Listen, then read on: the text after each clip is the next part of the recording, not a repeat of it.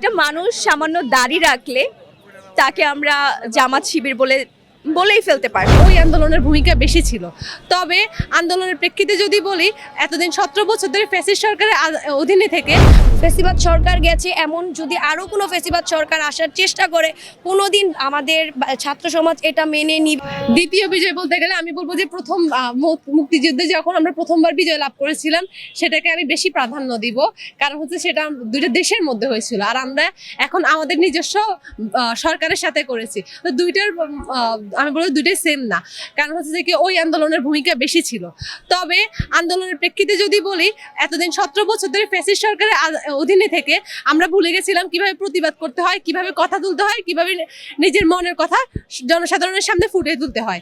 আর এখন আমরা যখন জুলাই অভ্যুত্থানের পর নিজেদের মতো নিজেদের কথা ফুটিয়ে তুলতে পারছি বা সব জায়গায় নিজেদের মতো মতামত দিতে পারছি, এটাই হচ্ছে আমাদের থেকে সব থেকে বড় অর্জিত স্বাধীনতা। কিন্তু দুইটার প্রেক্ষিতে যদি বলতে যাই তাহলে আমরা বলবো যে প্রথম মুক্তিযুদ্ধ ছিল সব থেকে বেশি ভূমিকা। এখনো তো ষড়যন্ত্র চলছে, দেশ নিয়ে নানা ধরনের প্রোপাগান্ডা ছড়ানো হচ্ছে, সেই বিষয়ে আপনারা সতর্ক আছেন কি? অবশ্যই আমরা তখনও যেমন মাঠে ছিলাম এখনো মাঠে আছি। যে কোনো ধরনের কু আসলে আমরা এটার বিরুদ্ধে তখন সাথে সাথে অ্যাকশন নেব। আজকে আপনাদের কর্মসূচি কি ছিল? আজকে মূলত আমাদের কর্মসূচি ছিল আমরা আমাদের প্রথম মুক্তিযুদ্ধকে স্মরণ করে আমাদের যারা মুক্তিযুদ্ধে যাদের অবদান বেশি ছিল তাদের চিত্রকর্ম ফুটিয়ে তুলেছিলাম ওই আর্টিস্টের মাধ্যমে। সেই চিত্রকর্ম নিয়ে একটা র্যালি করেছিলাম। এরপর হচ্ছে আমরা ছোট করে একটা প্রেস রিলিজ করেছি। আমাদের আজকের যে কর্মসূচি ছিল এটার মোটিভ, আমাদের স্বাধীনতাটা এসেছে হচ্ছে 5ই আগস্টে। 5ই আগস্টে ফেসিবাদ সরকারকে আমরা দেশ থেকে প্রত্যাহার করেছি। তার পদত্যাগ হয়নি, তার পতন হয়েছে। ইভেন ছাত্র সমাজের উপর যেই অপবাদ আসছে সেই অপবাদগুলো দেয়া বন্ধ করুন। ইউনূস সরকারের উপর অপবাদ দেয়া বন্ধ করুন। ইউনূস সরকার আমাদের দেশটাকে অনেক সুন্দর করে অনেক সুন্দরভাবে এগিয়ে নিয়ে যাচ্ছে। আমাদের উপদেষ্টারা যা করছে, আমাদের উপদেষ্টারা প্রত্যেকটা জায়গায় প্রত্যেকটা মুভমেন্টে যাচ্ছে, তারা কাজ করছে। বাট বাংলাদেশের কিছু সংখ্যক রাজনৈতিক দল যারা হচ্ছে এখন পর্যন্ত তাদের এই জিনিসগুলো নিয়ে তারা হ্যাপি না, তারা এখনও আনহ্যাপি যে এটা কেন করা হচ্ছে না, ওইটা কেন করা হচ্ছে না। অবশ্যই সব কিছু করা হবে, সব কিছু করার জন্য আমাদের সুযোগ দিতে হবে। আমাদের একটু সুযোগ দেন, আমাদের উপর একটু ভরসা রাখুন, আমরা অবশ্যই দেশটাকে সুন্দরভাবে আপনাদের সামনে রিপ্রেজেন্ট করব। ফেসিবাদ সরকার গেছে, এমন যদি আরও কোনো ফেসিবাদ সরকার আসার চেষ্টা করে কোনোদিন আমাদের ছাত্র সমাজ এটা মেনে নিবে না যে কোনো ফেসিবাদ সরকার বাংলাদেশে আসবে। বাংলাদেশে কোনো স্বৈরাচারী চলবে না, বাংলাদেশে বৈষম্যের কোনো ঠাঁই নাই। না, এই আমাদের যে এই জোটটা কখনো নষ্ট করা বা আমরা বিভিন্ন ধরনের ষড়যন্ত্র শুনতে পাচ্ছি যে আওয়ামী লীগ সরকার খুনি হাসিনা দেশে ফিরে আসবে আর সামথিং। উনি কোনোদিনও দেশে আসতে পারবে না। উনি আবার দেশটাকে বিক্রি করে আমাদের দেশটাকে শেষ করে দিয়ে গেছে। উনি হচ্ছে আমার ভাই মুগ্ধ ওয়াসিম ওদের লাশের উপর দিয়ে হেঁটে তারপর দেশ বিক্রি করেছে। দিল্লি থেকে আমাদের দেশের মানুষের উপর যে পরিমাণ অত্যাচার চলছে, তারপর উনি কিভাবে চিন্তা করতে পারে উনি বাংলাদেশের মাটিতে ঢুকবে? উনি কোনোদিনও বাংলাদেশের মাটিতে ঢুকবে না। কোনো ষড়যন্ত্র কোনো কিছুই আমাদের এই সুন্দর বাংলাদেশকে নষ্ট করতে পারবে না। স্বাধীনতার পর থেকেও মানুষ কোনো না কোনোভাবে বাক স্বাধীনতা হারিয়েছিল, যার জন্য বলা চলে যে আমরা পুরোপুরি স্বাধীনতার পরও নিজের দেশেই স্বাধীন ছিলাম না।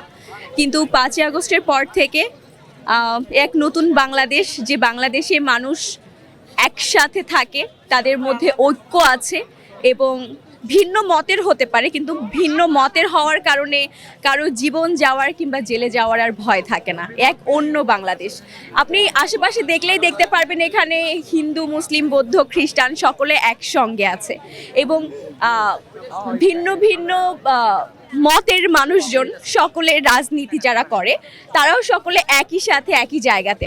এখানে কিন্তু তাদের মত প্রকাশের স্বাধীনতার জায়গা থেকে হস্তক্ষেপ করছে না। সেই জায়গা থেকে আমার মনে হয় 5ই আগস্টের পর এই প্রথম বোধহয় স্বাধীনতার পর বাংলাদেশের মানুষ এমন এক সময় উদযাপন করছে যেটা আসলেই অনুভব করতে পারছে যে তারা আসলেই স্বাধীন এবং আসলেই আমরা এখন বিজয় হতে পেরেছি। আমরা আমরা অবশ্যই দ্বিতীয় বিজয় পেয়েছি। এর আগে পর্যন্ত আমাদের কিন্তু কথা বলার স্বাধীনতা ছিল না। কথা বলার স্বাধীনতা কিংবা আমরা সামান্য একটা স্ট্যাটাস লিখবো, নিজের মত প্রকাশ করব, সেই জায়গা পর্যন্ত আমার ছিল না। একটা মানুষ সামান্য দাড়ি রাখলে তাকে আমরা জামাত শিবির বলেই ফেলতে পারতাম, তার চাকরির সুযোগও আমরা কেড়ে নিতাম, কিংবা অনেক সময় জীবনের ঝুঁকিও হতো। তো সেই জায়গা থেকে এখন কোনো মানুষের দাড়ি কেটে ফেলতে হয় না এই ভয়ে যে আমাকে কেউ জামাত শিবির বলবে। হতেই পারি আমি জামাত শিবির, তার জন্য কেউ আমার জীবন নেওয়ার মতন কিংবা বিনা অপরাধে জেলে নেওয়ার মতন ক্ষমতা তো রাখে না, তাই এটা দরকার ছিল। আগস্ট ফ্যাসিস্টের পতনের মাধ্যমে আমরা আমাদের দ্বিতীয় বিজয় পেয়েছি। এই বিজয়টা একদিকে যেমন আনন্দের, অন্যদিকে অনেক বেশি সংগ্রামের কেন, তার কারণ 5ই আগস্টের পর আমাদের দেশটাকে সুসংগঠিত করার জন্য আমাদেরকে বিভিন্ন ধরনের বেগ পেতে হচ্ছে, বিভিন্ন ধরনের মানুষের বিভিন্ন ধরনের সমস্যা উত্থাপন হচ্ছে।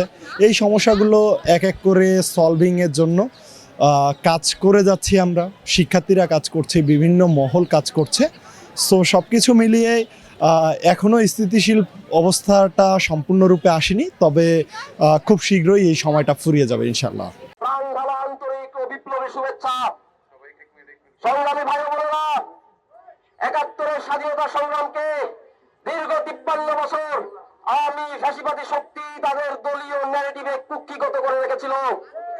আমরা দেখেছি ৭১-এ যখন মুক্তি সংগ্রামের প্রেক্ষাপট রচিত হচ্ছে, যখন সারা বাংলাদেশের শ্রমিক, কৃষক, ছাত্র জনতা মুক্তি সংগ্রামের মাধ্যমে স্বাধীন দেশ তৈরির প্রস্তুতি নিচ্ছে, তখন একটি রাজনৈতিক দলের নেতা বারবার আলোচনায় যাচ্ছেন, আলোচনা করছেন, সমঝোতার চেষ্টা করছেন।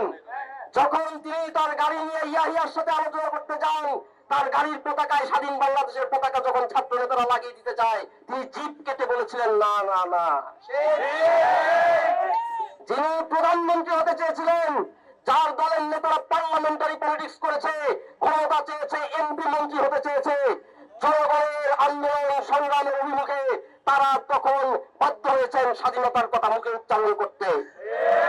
আমরা দেখেছি যখন মুক্তি সংগ্রাম শুরু হয়, সারা দেশের ক্যান্টনমেন্ট গুলো থেকে বীর বাঙালি এবং পুরো বাংলাদেশের জনগোষ্ঠীর সামরিক অফিসাররা, সৈনিকেরা ক্যান্টনমেন্টের অরগরা ভেঙে বিদ্রোহ করে বেরিয়ে এসেছেন।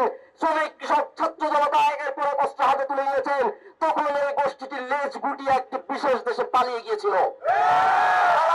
তাদের মধ্যে কেউ নেতৃত্ব দেওয়ার জন্য এখানে ছিল না, সেখানে থেকে তারা নিজেদেরকে মুক্তিযুদ্ধের নেতৃত্ব দাবি করেছে। বাংলাদেশের মানুষ বিশ্বাস করতে ভালোবাসে, বাংলাদেশের মানুষ তাদের বিশ্বাস করেছিল, তারা দেশে ফিরে এসেছে। দেশে যারা মুক্তিযুদ্ধ করেছিল, ন্যাপ সহ, বামপন্থী সহ বিভিন্ন পন্থী দলগুলো, মাওলানা ভাসানীর দল সহ সকল দল মত এক হয়ে যেখানে নেতৃত্ব দিয়ে যুদ্ধ করেছে, সেই যুদ্ধ তারা নিজেরা বলল আমরা আমাদের মতো সংবিধান ঘোষণা দিব। তারা তাদের মতো সংবিধান ঘোষণা দিল। ৭১ এপ্রিলে বলা হয়েছিল সাম্য, মানবিক মর্যাদা ও সামাজিক সুবিচারের জন্য মুক্তিযোদ্ধারা যুদ্ধ করছেন। তারা হঠাৎ করে কোত্থেকে প্রেসক্রিপশনে, বিদেশি প্রেসক্রিপশনে ৭২ সংবিধান রচনা করে সারা দেশের মানুষের উপর জগদ্দল পাথর চাপিয়ে দেওয়া দিল। সেই ৭২ সংবিধানের সকল ক্ষমতা কেন্দ্রীভূত করা হলো প্রধানমন্ত্রী, প্রেসিডেন্টের হাতে। সেখানে সকল ক্ষমতা কেন্দ্রীভূত করা হলো এক ব্যক্তির হাতে। পরবর্তীতে এই ধরনের ভান অভিনয়কেও ছুড়ে ফেলে দিয়ে ৭৫ বাকশাল কায়েম করে বাংলাদেশে গণতন্ত্রকে কবর দেওয়া হলো, জনগণের আকাঙ্ক্ষাকে কবর দেওয়া হলো। বাংলাদেশের মানুষের বিশ্বাসঘাতকতা ভুলে নাই। ৭২ থেকে ৭৫ অসংখ্য মুক্তিযোদ্ধা বাংলাদেশে বিদেশি আগ্রাসনে প্রতিবাদ করতে গিয়ে, প্রতিরোধ করে তুলতে গিয়ে নিহত হয়েছে এই বাকশালী ফ্যাসিস্ট মুজিববাদীদের হাতে। এই মুক্তিযোদ্ধারা মুক্তিযোদ্ধা না। আমরা জানি সারা দেশে, সারা বিশ্বে বারবার বিভিন্ন জাতি তাদের মুক্তি সংগ্রাম করেছে। ভিয়েতনামে তারা ফ্রান্সের সাথে যুদ্ধ করেছে, পরে আমেরিকার সাথে যুদ্ধ করেছে। একটি জাতির মুক্তি সংগ্রাম শুধুমাত্র একটি যুদ্ধে সমাপ্ত হয় এরকম কোনো কথা নাই। বাংলাদেশে ৭১ পরে আমরা দেখেছি বাংলাদেশের নদীগুলো কিভাবে শুকিয়ে মেরে ফেলা হয়েছে, বাংলাদেশের নদীগুলোতে একের পরে কিভাবে বাদ দেওয়া হয়েছে, কিভাবে এখানে প্রোডাক্ট ডাম্পিং করা হয়েছে, কিভাবে এখানে সীমান্তকে অনিরাপদ করে তোলা হয়েছে, বাংলাদেশের সার্বভৌমত্ব হস্তক্ষেপ করা হয়েছে, বাংলাদেশের সেনাবাহিনীকে আঘাত করা হয়েছে ষড়যন্ত্রের মাধ্যমে। বারবার এগুলো করা হয়েছে। আমাদের স্বাধীনতা ও সার্বভৌমত্বের প্রশ্নে আমরা ৭১ একটি মানচিত্র পেয়েছি লক্ষ লক্ষ শহীদ ভাই বোনদের আত্মত্যাগের মাধ্যমে। কিন্তু আমাদের স্বাধীনতা সার্বভৌমত্ব পূর্ণাঙ্গ ভাবে অর্জিত হয় নাই। আমাদের লড়াই চলমান। এই চলমান লড়াইয়ের জন্য ৭২ থেকে ৭৫ অনেক মুক্তিযোদ্ধা নিজেদের জীবন বিলিয়ে দিয়েছেন। আমরা ২৪-এর গণঅভ্যুত্থানকারীরা সেই লড়াইয়ের উত্তরাধিকারী। এই লড়াই আমরা শেষ করে ছাড়বো, এই লড়াই আমরা শেষ করে ছাড়বো। আওয়ামী ফ্যাসিস্ট আমলে বিজয় দিবস আসতো, তখন আমরা বিজয় বারে বারে আত্মহত্যা করতাম এই ভেবে সত্যিকারের বিজয় আমরা এখনো অর্জন করতে পারি নাই। ৭১-এর শহীদদের রক্তের যে দাম, সেই রক্তের দাম আমরা চোকাতে পারি নাই। আওয়ামী ফ্যাসিস্টরা ৭১-এর আমাদের মহান মুক্তিযুদ্ধকে তাদের ফ্যাসিবাদী বয়ান দিয়ে কুক্ষিগত করে এই মুক্তিযুদ্ধকে তাদের বয়ানের মাধ্যমে কলঙ্কিত করেছিল। ২৪-এর গণ অভ্যুত্থানের মধ্য দিয়ে আমরা ৭১-এর স্বাধীনতা যুদ্ধকে কলঙ্ক মুক্ত করে আওয়ামী ফ্যাসিবাদের বলয়ের বাইরে গিয়ে এখন ৭১-কে সার্বজনীন করতে সক্ষম হয়েছে। ৭১ এখন আমাদের সবার। ৭১ কোন ফ্যাসিস্টের না, তার বাপের না, তার বাপ ছেলের না, তার বোনের না। ৭১ আর কোন দলের না। আজকে ওই গুজরাটের কসাই নরেন্দ্র মোদী টুইট করে বলে ৭১-এর বিজয় নাকি তাদের।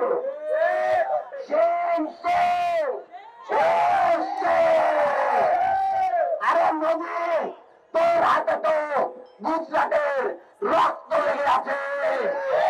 তুই এক গণহত্যাকারী, আরেক গণহত্যাকারী। হাসিনা দিল্লিতে জায়গা দিছিস, 2 গণহত্যাকারী দিল্লিতে থাক। বাংলাদেশের দিকে চোখ করে